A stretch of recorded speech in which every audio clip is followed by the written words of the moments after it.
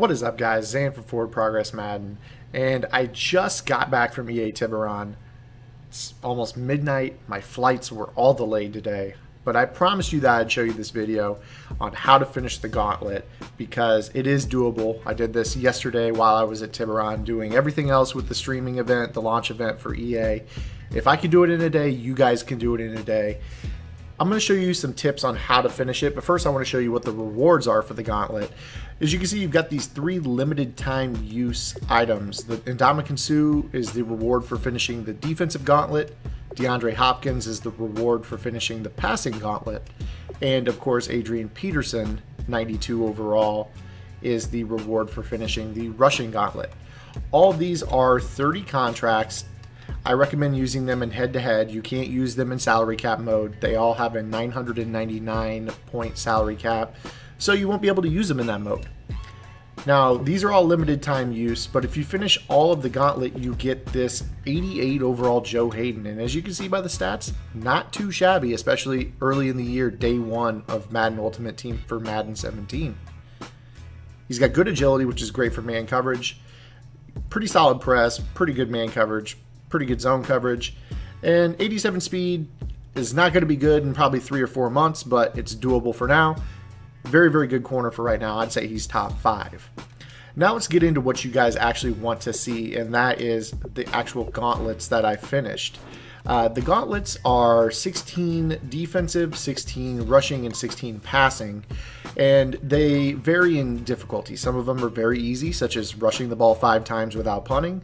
Some of them are a little bit more difficult, such as score 2 rushing touchdowns in a quarter without allowing the computer to score, or scoring 4 rushing touchdowns in a game, 1 per quarter, and holding the computer to 14 points or less. So it's all about knowing the situation. For some of the passing ones, it's completely based off of yardage.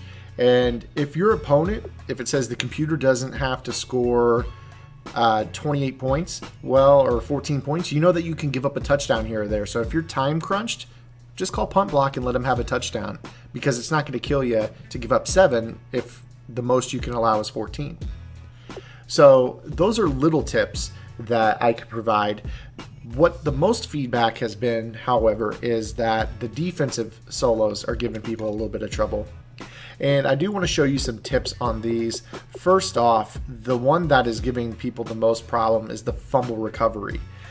What I recommend is letting the offense, the computer on offense, get by you. So whatever they throw, a pass, whatever, let them break away and then try to chase them down from behind while mashing the right bumper. And as you can see here in this example, if you do that, you will force a fumble at some point. The nice thing about these solo challenges are that if you fail them, it'll allow you to restart them right there from the end game screen. There's no longer you going back to the main menu, choosing the solo challenge, reloading it, going through the load screen again, and then, hoping you win at that time.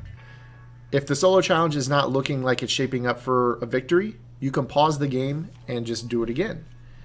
If you feel like it's going to be close, or you just get off to a bad start on the first play, pause the game and start it over. It's really that simple. So the other one that people are having trouble with is the intercepting the quarterback. Sometimes it's tough, I'll be honest. Intercepting a pass in the first 4 plays on this jet solo is difficult. It's just that the computer will miss throws. And honestly, it's tough to get the computer to throw at your user, so having elite user skill doesn't really benefit you in these solos because the computer tries to avoid you more often than not.